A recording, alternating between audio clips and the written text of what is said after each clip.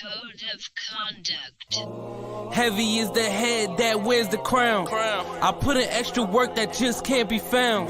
I took the sword out the stone, wasn't a thing. Look me in my eyes cause I'm a king. Look me in my eyes cause I'm a king. God made me punch in accurate numbers. My castle won't crumble.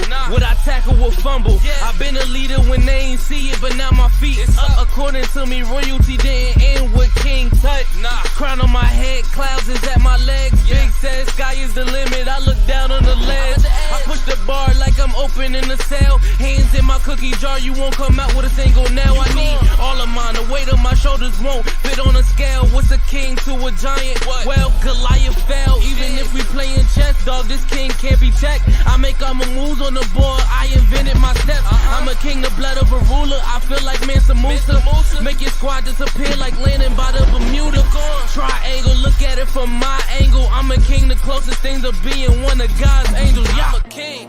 Heavy is the head that wears the crown. I put in extra work that just can't be found. I took the sword out the stone, wasn't a thing. Look me in my eyes cause I'm a king. Look me in my eyes cause I'm a king. Good morning, good afternoon, good evening, and good night. This is the Code of Conduct King podcast. I am your host, JSpenceTheKing, and I am excited. It's Tuesday, March 21st, and it's a good week. It's a good week because I'm about to be on vacation. So I'm excited to talk to y'all, excited to kick it with y'all. Got a special guest joining me here in a bit. My man Justus from Buff Fan Base is going to be talking to us about the AFC Beasts. I feel like this year, with the exception of the Patriots, I feel like everybody in the AFC East is kind of leveling up. As much as I hate to say it, Miami has made some pretty good moves. They added, one of the top cornerbacks in the league. And then you look at the Jets and they still haven't made the move yet, but Aaron Rodgers is probably going to be the quarterback there. They signed a good wide receiver in Lazard, and they already have a super dope defense that I think, in my opinion, they're the best defense that the Bills faced last year. So we just gonna get right into it. I'm gonna bring my man Justus in, and we gonna, it's gonna be a good time. My brother, what's going on, man? Hey, what's going on, Spence? Thank you for having me on. Man, thank you for joining me. It's not every day you get to have like creative directors and stuff on your show. So I'm feeling good today. I'm feeling good. Yeah, me too, man. You know what I mean? Listen, you talking. You the legend here. Man, okay, thank you, but no, I'm not. I appreciate it. And just so everybody knows, so the intro, if you ever watched the show, the Code of Conduct intro, Justus did that. He did like all of that. So, I've got Justus to thank for all of the dopeness that all the visuals that y'all get to see every week. During the season, he puts out some dope videos really, I feel like every week. You might miss a week here or there, but I feel like during the season, you typically hit them with a dope video. You did the Jordan Poyer video recently. You did, I could go down a list of dope videos that you've done. Let's talk before we get into like all of the moves of the division and all that stuff. Let's talk about you for a bit, man. Like, how's this journey been for you? Because I remember when you first started doing podcasting and stuff, and you started doing content, and then you kind of made some transitions from network to a different network, kind of like me. I jumped around for a bit there from Buffalo Fanatics now to Buffalo Rumblings. So just tell me a little bit about how you kind of got into it, what made you want to start doing it, and all of that. Oh yeah, man. I'm Buffalo. You know what I'm saying? I'm like you. I'm East Side. You know what I mean? I grew up on Bailey and Delavan over there on Olympic. I've been a Bills fan since I could remember. Since I had my first thoughts, and you know what I mean, since my earliest recollection. So it was something that was always a passion of mine, and I don't really get passionate about a lot. So to have something I was so passionate about, I feel like I was like, this has got to be something that I got to be involved in. And shout out to Dave. He gave me an opportunity. I never had bad blood with him because he kind of showed me the ropes a little bit. So he offered me an opportunity at Built in Buffalo. And I took full advantage of it. You know what I mean? And that was good. That was good for me because I learned a lot. I grew a lot. And then, my guy Mookie Hawkins kind of came in and took me under his wing, and he just, man, he's been everything for me. You know what I mean? He put me in a lot of places, a lot of rooms, a lot of positions, and I kind of took the ball and I ran with it. So now everything is kind of just moving quickly, but I'm so grateful, bro. I'm blessed, honestly. I couldn't imagine some of the things that I've gotten to do in my wildest dreams. You know what I mean? Yeah, man, and so, kind of like me, like you said, you kind of started off the way you did, and then like now there's certain things that you're able to do, certain circles that you're in, certain environments that you just wouldn't have thought you was going to be there.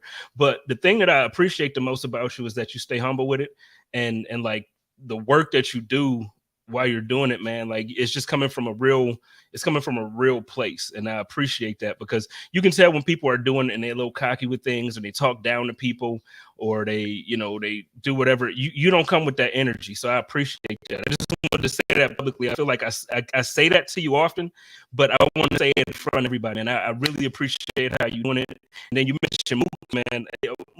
Mookie's like, he's the one of all of this stuff. Like, I just love how, he's so supportive of everybody. Any way he can help, whoever he's going to help, he can put you in the right position to do things. And you know what? Shout out to Sheila as well, man. She major people, man. Before I started doing all of this, I don't talk about this often. I don't give background to who Jay Spence is a lot, but I used to do some gospel hip hop, and I was actually kind of dope. I wasn't, I ain't gonna brag, but I was kind of dope. And Sheila actually really got involved with that in a way that without her, I wouldn't have been able to do a lot of stuff that I was able to do. So again, like, just, you got a good team behind you, man. Keep doing what you're doing. What's going on with the fan base? First of all, bro, I really appreciate that, and I really appreciate the role you've had in my journey as well. You know what I mean? You took me out, you taught me some things. You know what I'm saying? You definitely have had my back. Throughout my journey, and I appreciate you for that, bro. You my brother for life, for real. But as far as a fan base, bro, we just got out of like our first year. You know what I mean? Last year was about branding. This one about expanding. You know what I mean? So we trying to go to the next level now. We just launched the Ed Kilgore, former Channel 2 host. Today is for his first podcast, drop. We got Mookie Hawkins. We got Ruben Brown on the network. We got a lot of great up and coming shows here. Live shows, podcasts. We got blog, YouTube. Whatever you need. You know what I'm saying? We got it.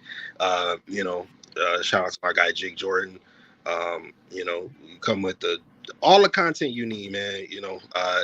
We got you over at Buffalo Fan Base. So it's and also, we are doing I told you about this, Spence. We're doing a collaboration with Stevie Johnson this summer, where we're going to be hosting some wide receiver versus cornerback 101. So if you think, you know what I'm saying, you got the athletic gene, you know what I'm saying, come on out and, give it a shot. But get to run some routes in front of one of the greatest route runners ever. You know what I mean? And stuff like that, where it's like, wow, like, you know what I mean? I'm doing events with Stevie Johnson. Like, what is this? You know what I mean? Stuff like that. You know what I mean? It's pretty cool.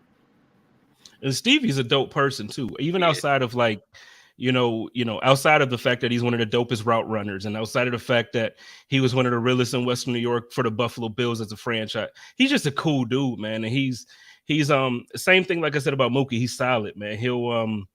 He's that guy that will help you in situations, and he'll put you in the right conversations or the right rooms.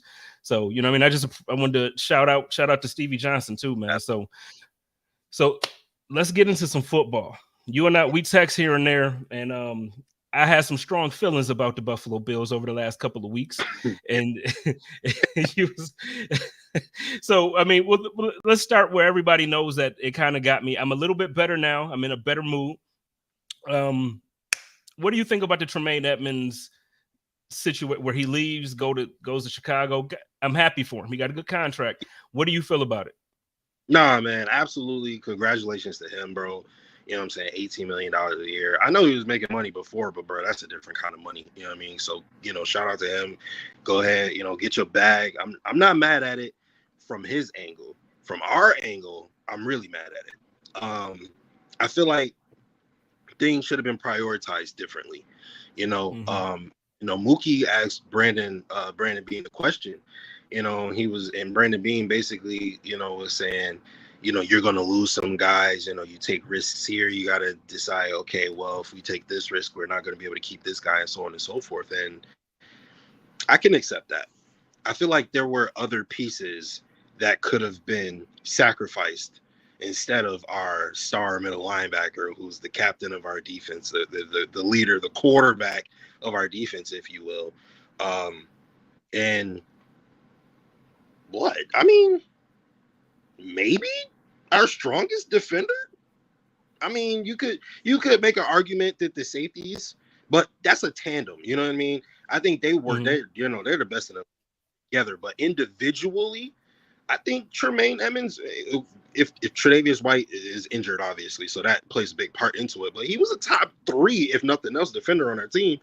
And the disrespect he gets from the Bills Mafia is kind of crazy. They're like, oh, I don't want to pay him that money. And I'm not necessarily saying I would want to pay him $18 million a year either, especially with the little amount of cap room we had. But you could have got this done last year. You know what I'm saying? You could have sacrificed other players who got extensions and knew, all right, we got to pay Tremaine. So y'all going to have to take the bite, you know what I mean? Or y'all going to have to, come up lower on your contract, whatever the case may be. But that's not the person that you let walk, so that really ticked me off. I'm not going to lie. Now, I think I was about as mad as you. Well, I showed it and I let it out. Man, it wasn't a good day for me when that happened, man. But you say he's one of the top, or was one of the top 3 defenders on the team. But then, like you mentioned, the disrespect and maybe I don't even want to call it disrespect, because I agree that I feel that people can have opinions. And I get it. Not everybody's going to see the game the same way we see it, or not everybody's going to value things the same way we value. I respect.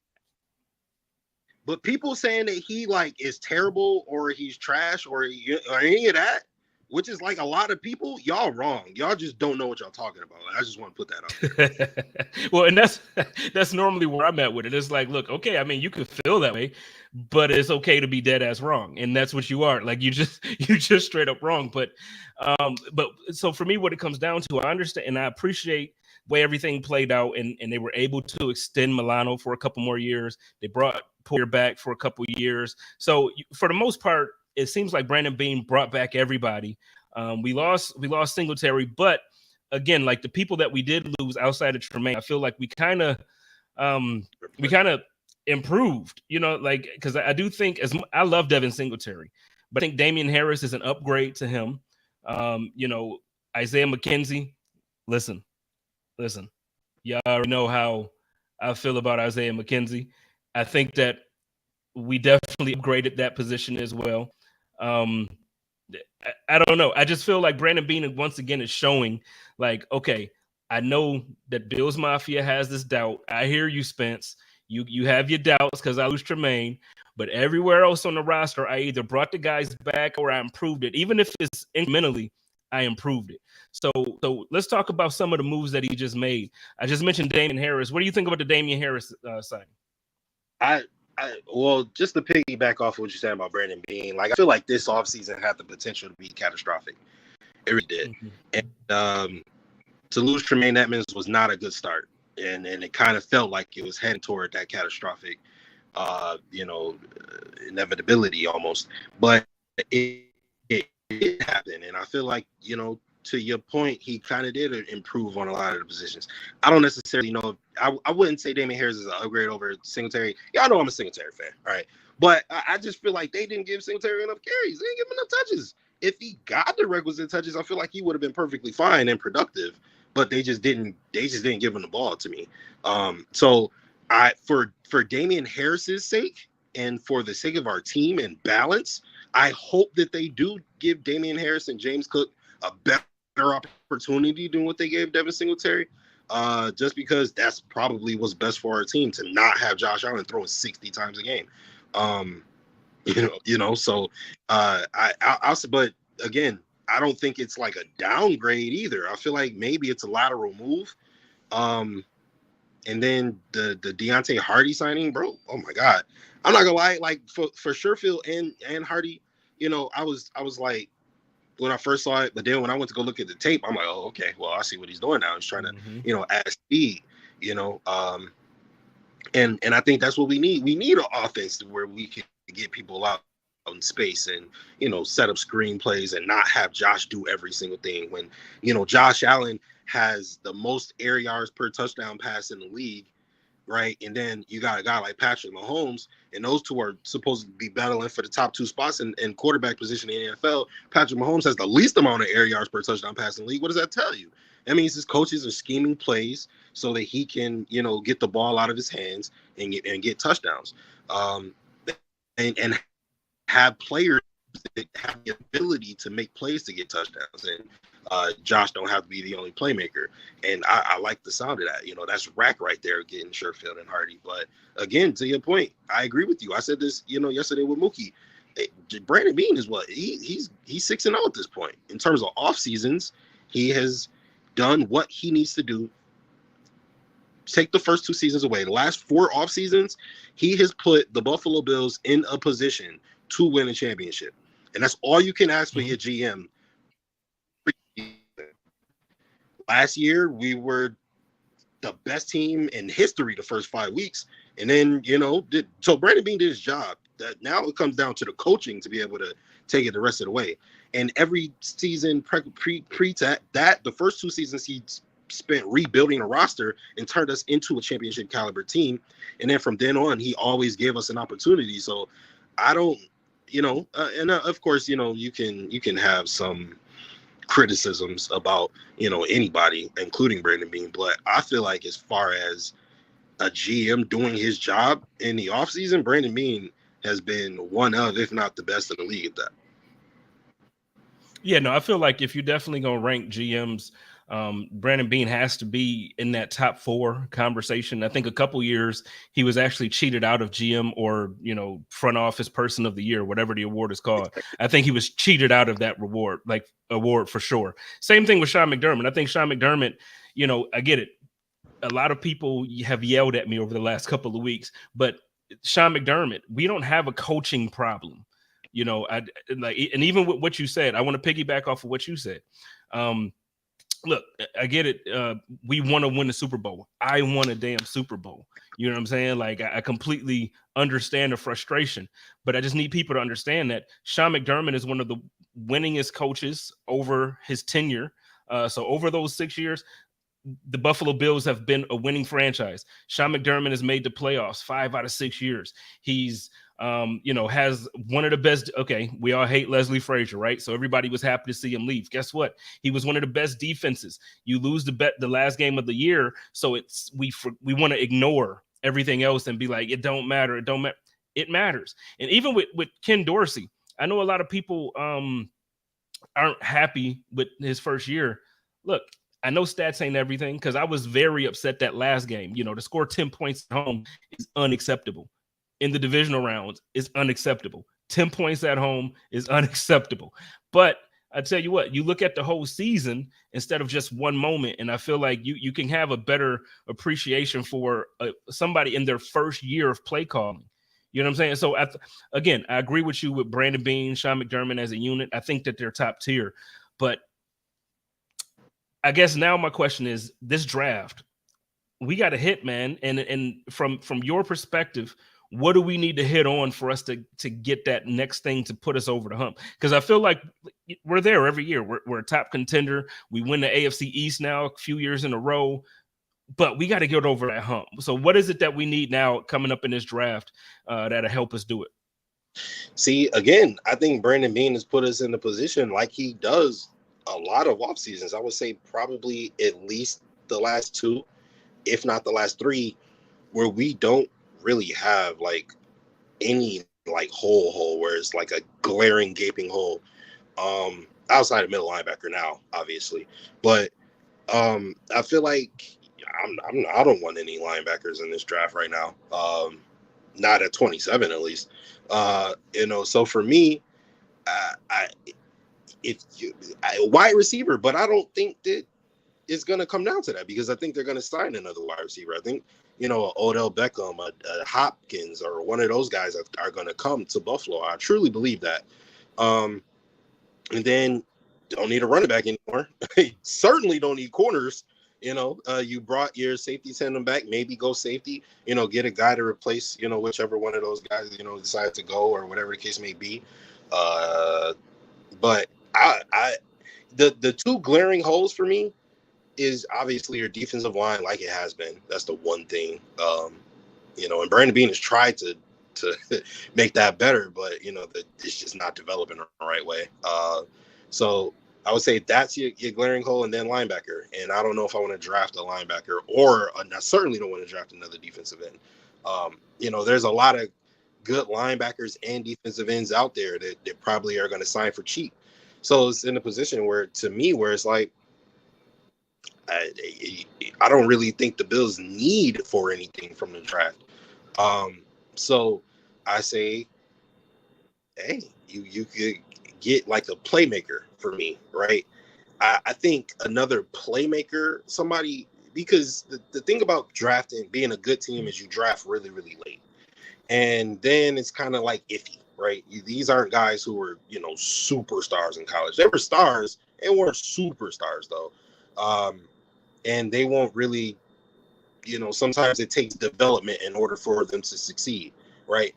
I think we need a guy where it's like, this guy's going to be a great player with or without the development, with or without the right team. Like, he is one of them, and I want to go get a guy like that. And I think that would require trading up. And people tell me all the time, oh, Brandon Beane doesn't trade up. And I understand that. But, when you have done such a good job as Brandon Beane has done to fill all the holes in the roster, you don't really need to stack up on late round picks and, fill out the team anymore. You got a lot of depth, a lot of good players, starting. So I feel like, for me, I would like to see them package something and go up and get a superstar talent. Yeah, so I'm gonna disagree with you on one thing. I feel like everything that you said I agree with, except when you're talking about the defensive line. I know we don't want another defensive end, but I'm gonna tell you what, man, it's been a problem for me. When Vaughn went down, we just couldn't get to the quarterback, and I just don't get how you have a team full of first and second rounders and you can't get to the quarterback. So, aside from that, I agree with you. But I would like a receiver. If we could get one of the, I don't know how. The money thing has to work, and I don't know how we can afford a DeAndre Hopkins. I don't know how we can afford. Odell Beckham Jr. came out and said he's not really looking for 20. He don't know where that report came from, but 4 ain't enough. I don't know how we can afford a Odell Beckham Jr. I would love it, but can we afford it? I don't know. So for me, if you can get one of those guys in the draft, I'm with you. Let's do it. Sarah says Stevie suggested Melvin Ingram today. And look, I would love a Melvin Ingram on this team. You give me that type of energy, I'm never going to be upset at it. But you also have to look at, you can't just look at how we're improving. You have to look at how our division is improving. So the title of today's show is AFC Beasts, because I feel like Miami, they were right there anyway. Before Tua really started to just be out for substantial amount of games, I feel like the Dolphins were right there anyway. Then they add one of the best cornerbacks in the league. Now you look at the Jets. They're going to be adding Aaron Rodgers at some point soon. Plus, to me, they were the best defense that the Buffalo Bills faced last year. They've been drafting very well. That coaching staff there, that GM, very competent. So I feel like the Jets, they're coming. They're coming. The Patriots, I think everybody can laugh at the Patriots right now and point the finger. I feel like they fell off the wagon, and that's okay because they were dominant for so long. They can suffer. Go ahead and suffer. Matter of fact, I don't even want y'all to make the playoffs for a long period of time. Y'all just go in the basement. I'm gonna throw away the key. Y'all just sit in the dark for a while. But as far as the Jets and as far as the Dolphins, the way they're improving, we have to also attack that. So, like I said, they're both offensively, trying to take steps. Defensively, very good. How do you see us attacking them come the draft? So yeah, well, that's the reason. That's kind of the reason I don't want to draft a defensive end, is because we've gotten Greg Rousseau and Boogie Basham and AJ Epinesa, and it hasn't really worked. I mean, Groot kind of has some potential, and I could see something kind of blossoming there. AJ Epinesa is okay, but I don't really think it's like moving the needle, and I don't really trust another draft pick to come in and make an immediate impact, because this is a championship roster and we're looking to win the Super Bowl. So we need somebody who can kind of help us, win the Super Bowl this year, versus a guy who would, need to develop. That's coming from my opinion. I feel like what keeps the Bills over the hill in terms of the AFC East is Josh Allen, quite frankly. Tua is good. Tua is above average. I would say he's scratching the basement of good. He could be there one day. I'm not saying he was Dylan last year. I couldn't believe it. I was like, oh wow, I was wrong. So I'll admit that Tua definitely got some talent. But I feel like the Jets are kind of, they're making things happen, and they're looking good in terms of both organizations are making really good decisions right now, which I didn't expect.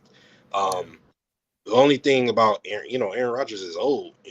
I'm curious, very curious to see what the Jets are giving up to get Aaron Rodgers, because if you're going to mortgage future for a guy who you're going to have a year or 2 or 3, maybe if you're lucky, I'm cool with that, especially with the way they was moving. You know what I mean? They look like they was about to become a competent organization.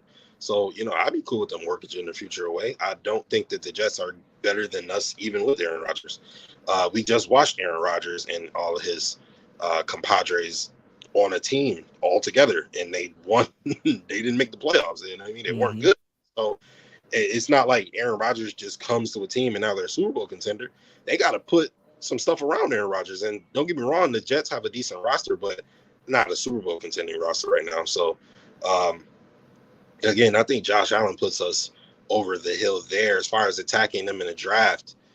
Again, a superstar, somebody who comes in and moves the needle immediately, no questions asked. I feel like that's the way to go. And I kind of feel like I want that on offense. I've seen a draft pick where it's like Josh Allen has only thrown to 1 first-round pick at the wide receiver position. And that was Kelvin Benjamin, dog. Like what? So hey, let's go get Josh a superstar weapon. And you know what I mean, get a guy who's now going to be here for 5 years off the bat, no questions asked. Then you still have, while you can pay Stephon Diggs, you can pay this guy on his rookie contract, et cetera, et cetera. So yeah, man, get Josh some more help rather, because I do like what they're doing on offense right now. And just kind of, hey, make it unfair. You know what I mean? We don't have to keep it competitive. Just blow people out next year. What do you think about the possibility? Because another thing that Stevie Johnson suggested online was, let's trade our number 2 or our second round pick in Ed Oliver to Denver, and then get Jerry Jeudy for Josh Allen. And then, so you're missing a second rounder, but you still got your first, you got your third. How do you feel about a move like that? I don't know if Jerry Jeudy is worth Ed Oliver and a second rounder. I'd give that up for like maybe I don't even know if I'll give that up for D-Hop for real. I'm okay with trading Ed Oliver right now, because like I just don't think we're going to be able to pay him, and I also don't think that we have the defense that's best utilized that's best for his skill set and his size in particular. I feel like I would prefer a more husky defensive line, more like brick wall there, defensive line where it's just a body of jersey and you not running up, between the guards or between the tackles where their case may be. That's what I would like to see. I like to see us go get Calais Campbell and you know what I mean, Jadeveon Clowney or Melvin Ingram, you know, two of those guys. I feel like if you could get them cheap, that's what I would like to see. But you know, Ed Oliver, I'm kind of over it. So I would be okay with trading him for Jerry Jeudy. I don't know about a second round pick though. Maybe a third at the most to me. Well, see, Denver was saying that the conversation is starting at least a first or a player in a second. That's been the report. Good. I don't know that good. Well, see, and that's the thing. A lot of people, we can't tell if he's that good because he's had subpar quarterback play over the last few seasons. He's been injured and, you know, so all of this stuff. So it's like now they're trying to value him at what they probably thought he was going to be when they drafted him, as opposed to what he's given us. I'm with you. If I could see trading Oliver for him. You want Oliver? Let's do it. Player for player. I know that don't happen much. We had that happen with Kiko and Shady. You know, there's been a couple other things where you remember that happening, but me giving up a second and Oliver, I just can't see it happening, man. I think now here's the thing. I'm kind of down on Ed. I love Big Ed. I root for Big Ed. Like I want Ed to be that dude. Like man, when he got drafted, I was so excited. I was so excited because it's like he in my head, he was like gonna be Chris Jones. Yeah. That ain't happened. You know what I mean? That hasn't happened. Now on Thanksgiving, it happens. Every Thanksgiving, you look at what Ed does, and Ed is doing that thing. Other than that, you might get a game here or there, or you might get a certain couple plays here or there. But Ed just doesn't give us the value that we need for $10 million. And I'm telling you, with the way we're strapped for cash this season, I can think of a lot of things that we could do with $10 million that I would be happy with. Yeah, I agree. Let's say Calais Campbell wants a 2-year, $10 million deal. I feel like he would be more productive in our offense our defense than Ed Oliver would be, you know, making $10 million this year. You know what I mean? So I love that. Again, I'm with you. I was crazy amped when we drafted. I was like, what? We got a top 5 talent at 9? Come on. Like I was super happy. And every year I've been singing his praises. I go through his tape and he'd be throwing people around. And, you know, I was excited. And I was like, this is the year. And, you know, it just wasn't the year. You know, it's not that he was bad. You know, it's just that he's not necessarily great all the time. He is a great player, but he's not great all the time. And he's not, you know, one of those dominant pass rushers or run stoppers, especially not a run stopper. You know what I mean? And I just feel like someone bigger, stronger would work better in our particular defense. You know? Yo, first of all, I just got to shout out my man Daryl Domes, man. He's in the comments talking reckless. So we got a group chat, and in the group chat, he is so down on Gabe Davis, and obviously, I just mentioned how I'm down on Ed. He said, "Keeping the buck, I'm open to trading Ed and Gabe." I'm gonna tell you why you don't trade Gabe. I get it. I don't think that he's worth the contract that he's going to command when he becomes a free agent in a couple of years. I don't think he's worth that then. But I think if you can bring in a guy like a Odell Beckham Jr., or if you can draft somebody like a Zay Flowers, or if you can bring in a guy that can be the in-between Steph and in-between Gabe guy, Gabe can be a phenomenal wide receiver 3.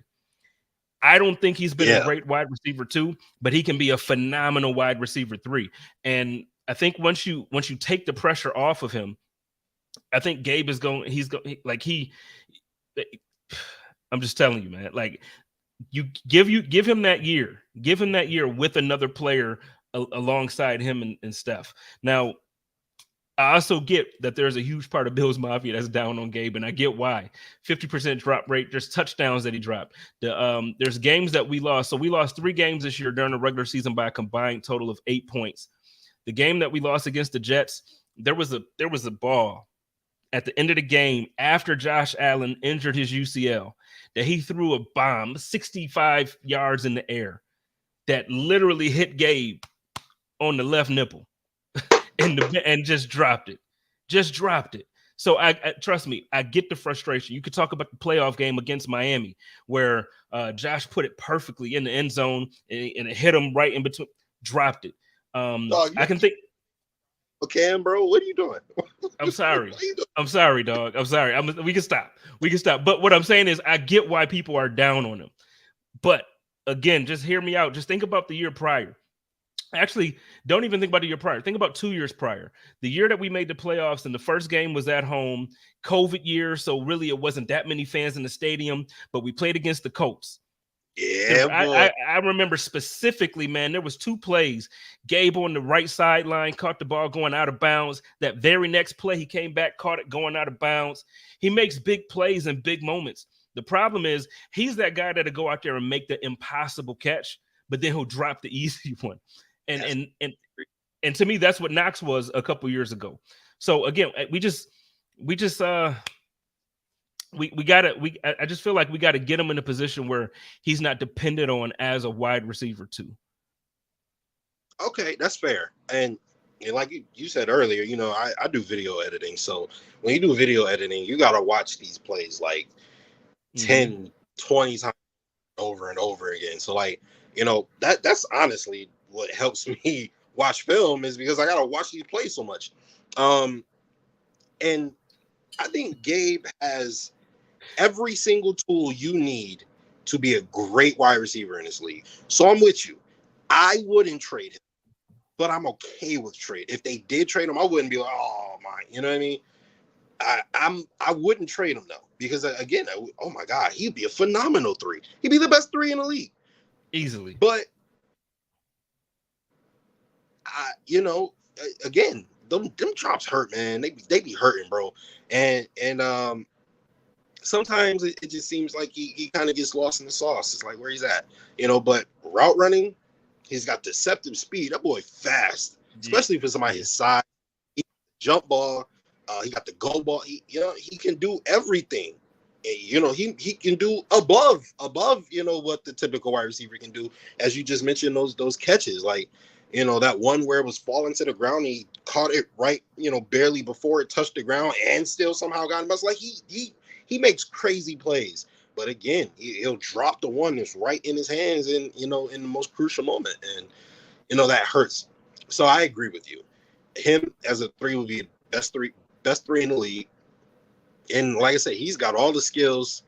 He's got all the intangibles. He's a leader. He's smart as hell. He's got everything you need to be a good wide receiver in his league. And he's just, and honestly, I'm not even going to put that on just him. I feel like the whole entire Bills offense lacked accountability last year with the amount of turnovers and how frequently those turnovers happen. And how just nothing checked, everything went unchecked rather. I feel like our whole offense was kind of on that vibe, and his drops were just like another part of that.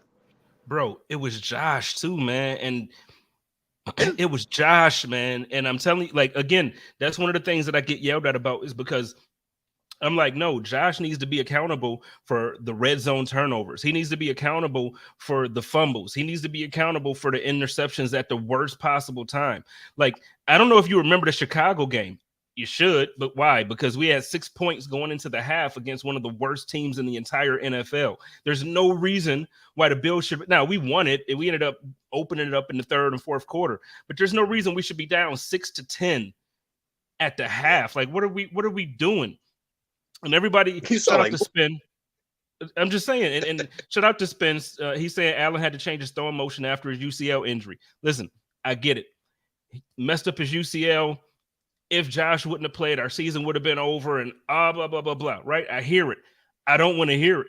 If you're on the field and you're playing, I don't want the excuse of, oh, but it's UCL, because we don't use that excuse when he throws a 65-yard bomb to whoever and it's a touchdown. Then it's like, see, even with the UCL, we got the best quarterback in the league. We don't use that excuse when Josh is doing flips over the Jets on a 3rd and 11 where he's running for first down and he does a helicopter spin. We don't use that excuse. So I don't want to use it when, and then even, again, another comment, shout out to my man, L Boogie. L Boogie have, he come in here a lot of times with some things, and I got to get you this time, dog. I'm sorry. He said, here's my argument about Gabe. Last year, he wasn't a rookie, but he was a rookie. He was a rookie as far as being a number 2. That was his first time consistently going against 2 and number 1 cornerbacks. And I hear it, but this is what I'm going to say. I don't want to hear it, because going into the season, you had Josh Allen talking about Gabe Davis he's not. I don't look at him as a wide receiver 2. He's a wide receiver 1B. Well, wide receiver 1B should be eating up wide receiver 2s. I mean, quarterback 2s. That's how I see it. Yeah. So let's move on from Gabe. I don't want to bash Gabe. I like Gabe. I think Gabe is a phenomenal wide receiver 3. Let's talk about Lil Dirty, man. Lil Dirty found a new home today. Lil Dirty found a new home today. He's out in Naptown. Now technically, I guess it's my third home, because I spent some time. I lived in Naptown for about 5-6 years. Love Naptown. Love it. Great city, man. Great people. Downtown, the scene is amazing. They got some good food. Just all around a good town. Lil Dirty found a new home. I was talking to somebody today from out there, and I told him, I said, y'all gonna love him and hate him at the same time, man, because he's so frustratingly talented. Like, he's good, and you just feel like he should be a lot better. Like, you feel like the results should just be different. But then he's the guy that, he fumbles, and he makes bad decision on punt and kickoff returns, and there's one play that Daryl talks about a lot, that I forget who we were playing, but he ran out. I think it was Minnesota when Josh threw the interception in the end zone. He literally ran himself out of bounds and didn't come back in to try to make the tackle. He didn't. So again, he just makes these dumb mistakes. But what do you think about the move for him? I think I like it. I think it's a good fit. I mean, if they, know who their quarterback is, I feel like I want him to succeed. I don't really know what his best course of action to do that would be. But I know Chris Ballard is an amazing GM, and I feel like outside of quarterback woes, he has really put forth great rosters for the Colts for the most part. And so I feel like he could build something, and I feel like it could really bode well for Isaiah McKenzie. But he's going to have to earn it, just like he did here in Buffalo. And he did earn it. He just, once he got it, he didn't really do enough with it. But I feel like with Indianapolis, he's going to have to go there and start over. I'm happy he got signed. He's a good football player. He deserves to be on an NFL team. I wish it could have worked out in Buffalo. Just the consistency just was not there. Man. And a consistent Isaiah McKenzie, we wouldn't need Hardy. We wouldn't need Sherfield. We would have it. We would have it with Isaiah McKenzie. We would have a guy who we could rely on, who, could make plays for us on a consistent basis. But he just couldn't be that guy for whatever reason. I feel like for me, I was what was that? What game was that? I think it was the Colts game, or I'm sorry, not the Colts game. It was the Chiefs game or the Dolphins game, I feel like, where he dropped that one touchdown pass where it was in his lap and he dropped it, and I almost cried. Like I at that moment, I wanted him off the squad. And then he had another drop later in the season where it was like 2nd and 10 from, it was the Pittsburgh game, I think, where it was 2nd and 10 from our own 1 yard line, and he dropped a pass that could have got us out of the shadow of our own end zone. And then Gabe Davis obviously caught the 99-yarder. But it was a couple times where Isaiah McKenzie kind of just he just didn't show up in a moment where he could have really helped us out. I'm going to tell you when I was done with Isaiah McKenzie on the Buffalo Bills. So not this season. Go back to last season, the season prior. We played against the Indianapolis Colts in Buffalo. Now, everybody remembers the game because Jonathan Taylor ate. Jonathan Taylor, he had he had 600 yards rushing. He had 17 touchdowns. That game, he destroyed us. He destroyed us. But this is what got me. Do you watch HBO's Hard Knocks? Sometimes. Okay, so last year or during that season, on that show, the Indianapolis Colts were the team that was being featured for that season. The special teams coach said, this guy right here is going to cough the ball up. He going to give us the ball. Lo and behold, Isaiah McKenzie on a kickoff return comes out of the end zone. He slips. Nobody touches him. Nobody tackles him. He slips and fumbles the ball, and they turn it over within our own 15-yard line. And ever since, I was just done. I'm like, you know what? Get this baffled. Dog. Get this guy out of here. It was already over, but still, like, get this guy out of like the dude called it on national TV. This guy right here is gonna he gonna cough it up and turn it over. And what did he do? Man, I watched that film back and I just the Chiefs game this season, the Chiefs game, it was a fumble basically on Josh. They called it on Josh because it was a backwards pass, but we were driving. It was the first drive of the game for the Buffalo Bills on offense, and we were down within, I think we were in the red zone. We were probably on like the 16, 17-yard line. Josh threw a lateral basically to him. He just wasn't ready for it. It bounced off his chest, fumble, going the other way. Just get this guy off my team. Yeah, it was a speed zone. He was supposed to be expecting the football. Get this guy off my team. Now, I love Little Dirty. I think as a person, phenomenal guy. As a personality for the team, phenomenal guy. He brought so much to Western New York. He brought so much energy to the locker room, and he brought so much personality to the team. And doing he had his podcast with Tyler, which I think is a great thing when players will be open like that with the fan base and allow fans to kind of get to know them on a different. I loved everything about it, but dude, I just could not trust him. When we traded for Nyheim Hines last year, it was like God himself was like, Spence, I got your back. Here you go. I don't want you to have a heart attack every time the Bills are back to receive a punt or a kickoff. This is for you. And like, I'm happy the Colts got him. I'm happy. No, Nyheim Hines was sneakily one of the best trades we've had. Since Stephon Diggs. He sneakily has been great, and the fact that we don't use him more is kind of jarring. It's a little. It makes me a little uncomfortable that they don't know to.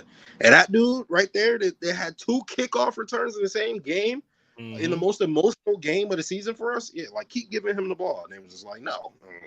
So I had him on a code of conduct a couple of weeks ago, or maybe about a month and a half ago, and he said that the playbook was extremely difficult for him, and he was honest and open about that.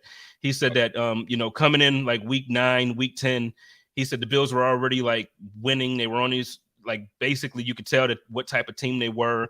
Positions were solidified, and he said it was just really difficult for him to grasp the playbook and to break open or to crack the lineup when it comes to getting carries and stuff. So I respect him if that's the honest guy to answer. And I don't think a player would say, it was tough for me to grasp the playbook if it wasn't tough. So hopefully this season they can find a way to work him in there. And you know what I miss?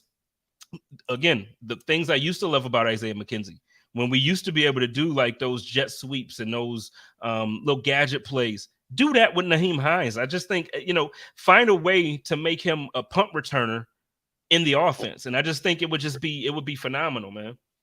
Yeah, absolutely. I agree.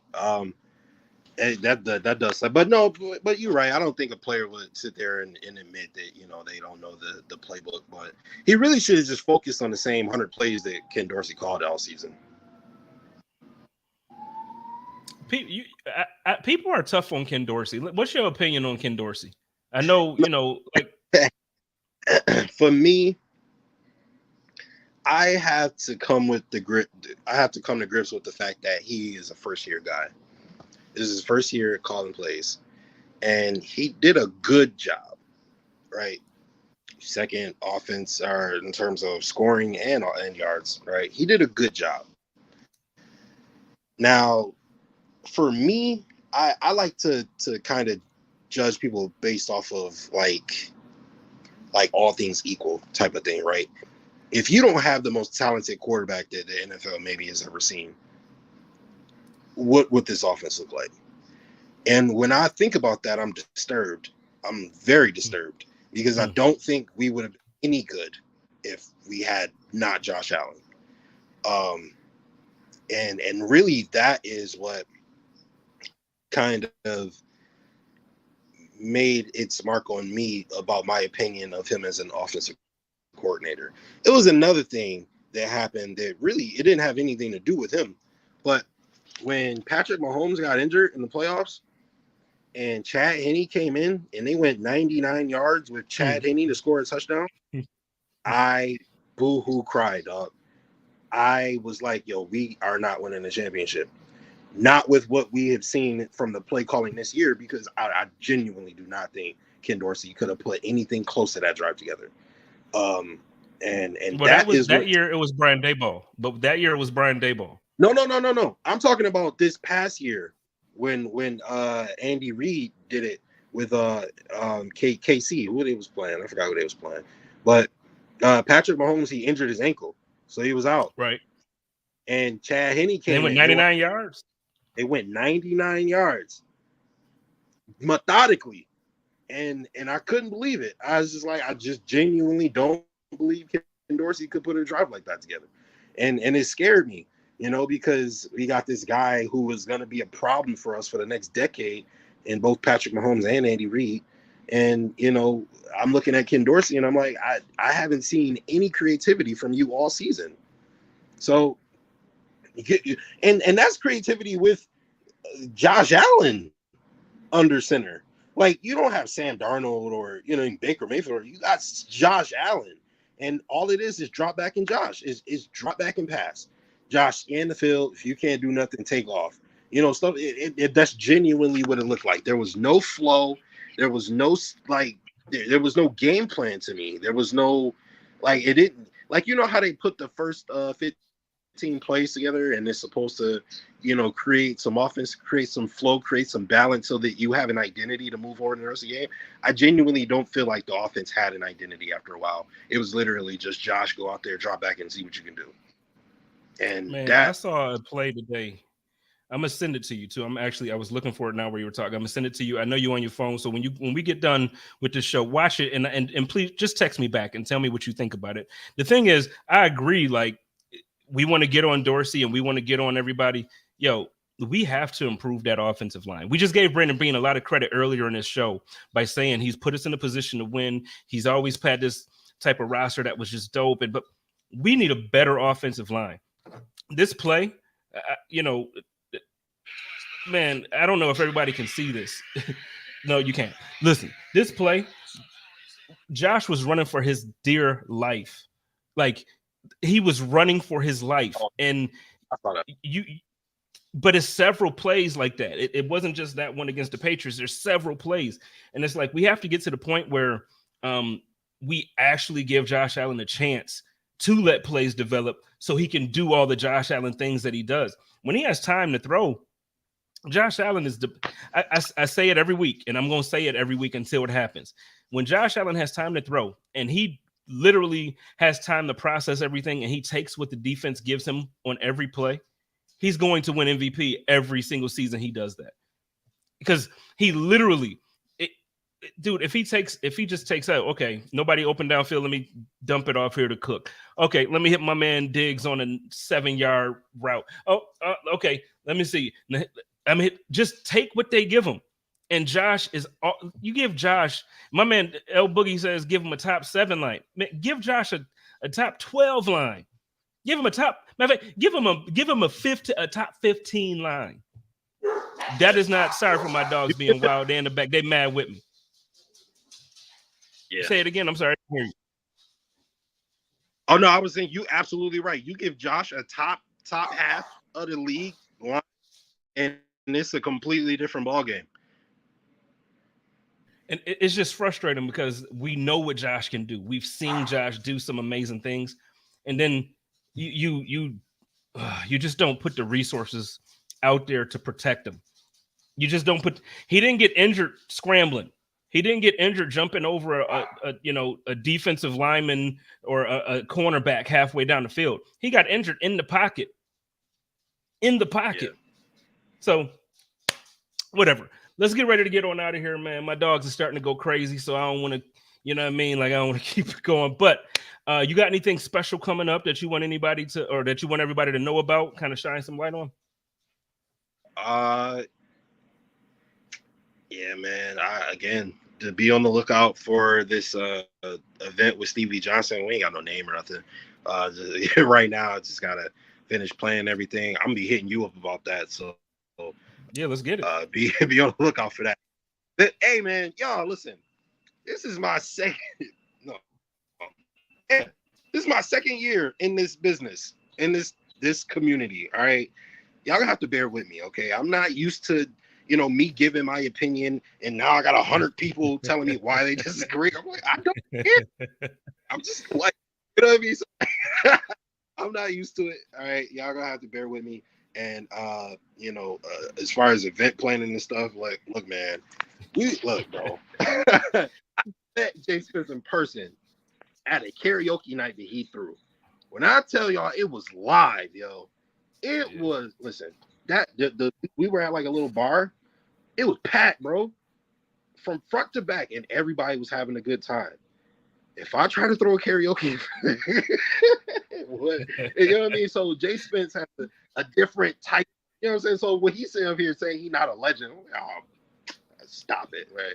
But I just got the Dame Dash. I just got to get the Dame Dash spirit in me. That's all.